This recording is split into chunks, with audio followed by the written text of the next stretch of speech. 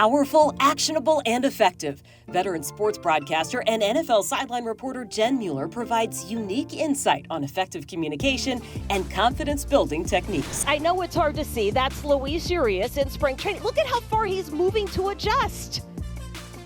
It would be nice if the ball was hit to him, and he didn't have to do that. But 9 times out of 10, it's not.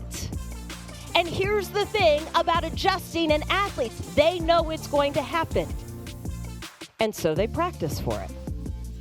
And it's not just our professional athletes. How many of you have gone to a t-ball, softball, baseball practice in the last week, month? How many of you have watched one?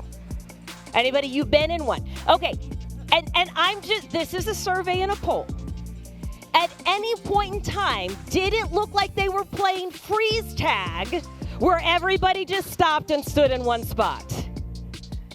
No, right?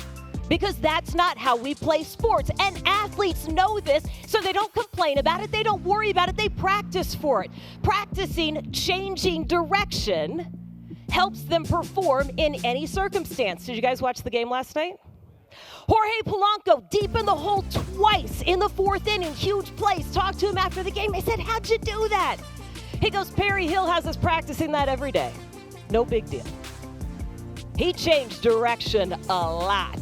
Talk about adjusting where he started and where he finished, but he practiced for it. Now, if athletes do that, certainly there are easier ways for us to do that during the course of the day, right? I tried today.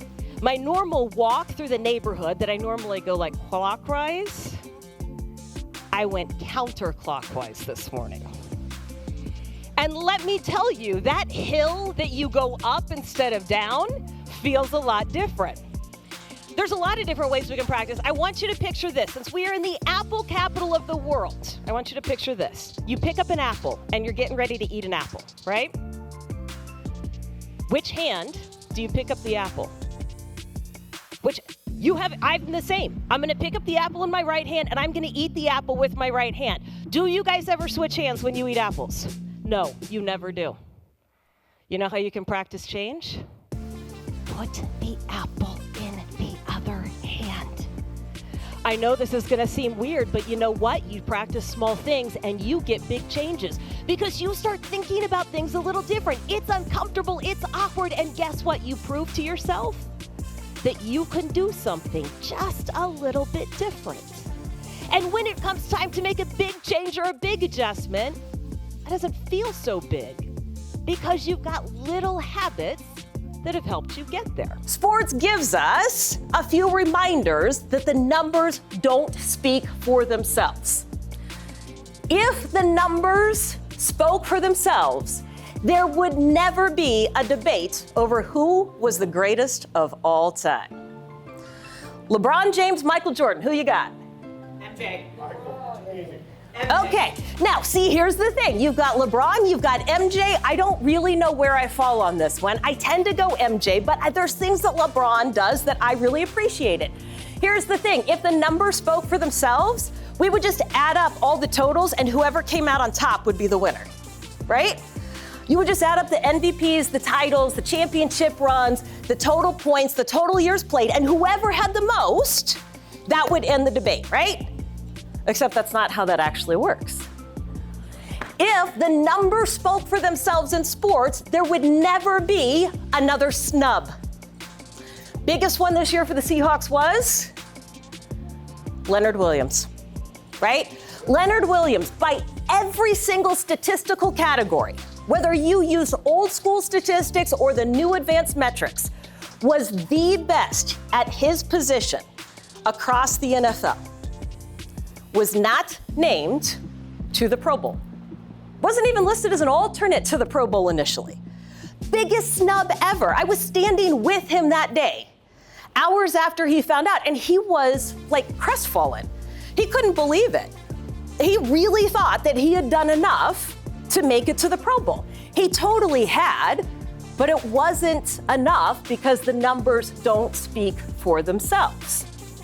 If the numbers spoke for themselves, every single fan would have the same favorite player.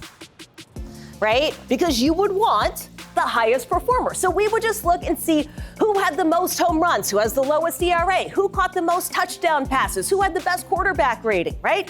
And it'd be so obvious who we should all be cheering for. Except that's not how it works either. In fact, when it comes to picking your favorite player, it's a lot more of the behind the scenes that gets you to love them more than it is their on-field product and the statistics that they put up. It's the fact that they have a couple of huskies at home. It's the fact that their kids are the same age as your kids. It's the fact that they've overcome something big. It's the story behind the numbers that adds the context, that adds the intrigue, and that creates the connection that we all are looking for. I was listening to a podcast a couple of weeks ago on trusting yourself, right? And trusting your gut. And as a leader, there's a lot of different things that go into trusting your gut. And there are absolutely tools that help with that. There's past experience, there's pro-con lists, there's talking through different scenarios, right? You have experience and you know what your intuition and your gut says. And still, there is the matter of actually trusting yourself. Not just trusting your decisions, trusting yourself. Those are two different things. You can trust that an outcome is going to be okay, but how do you know to trust who you are and how you're showing up? For years, and if you have seen me talk before, you have heard me give strategies on how to build trust with other people. It's by doing what you say you're going to do. And I map out this entire strategy. Guess what? When you do what you say you are going to do, it allows you to trust yourself. I realized at the end of football season, I kept promising myself I was going to take a break. Yeah, I'm going to take a break. I'm going to take a break. I'm going to take a break. But I'm kind of waiting to see like when the end of the year stuff is going to happen. So I don't want to miss that. So I'm just kind of waiting. And then I'm waiting to see what spring training is going to look like. And I'm waiting and I'm waiting and I'm waiting. But I kept telling myself, you're going to take a break. You're going to take a break. You're going to take a break. I did not take a break. You know what happened? I woke up every morning at 3 a.m. And top of the list of all the things that I'm thinking about is you keep saying you're going to take a break. You know what you haven't done? You haven't taken a break. Why would I trust anything else that you're going to say? Because, oh, by the way, you know what else you haven't done? You haven't done X, Y, and Z. You didn't get to this email. You didn't do this follow-up. You haven't created this PowerPoint. And then it turned into this whole litany of things. You know what happened when I actually took a break? I was like, oh, not only did it feel really good, all the other things started to fall into place. I want you now to write down, this is the next thing. And by the way, trusting yourself and doing what you say you're going to do, the smallest chores and the biggest goals, they are all on the same spectrum. Your brain, again, does not know the difference on this one. So if you're telling yourself that you're going to get up 5 minutes earlier, then do it.